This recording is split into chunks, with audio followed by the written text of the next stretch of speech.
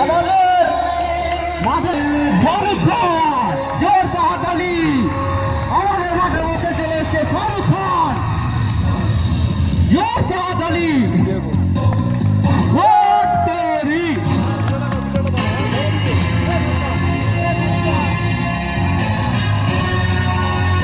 দর্শকরা কেউ মাঠে নামবে না, দর্শকরা মাঠে কেউ নামবে না।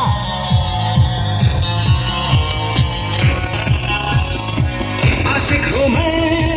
कातिल भी हो सबके दिलों में शामिल भी हो आशिक हो मैं कातिल भी हो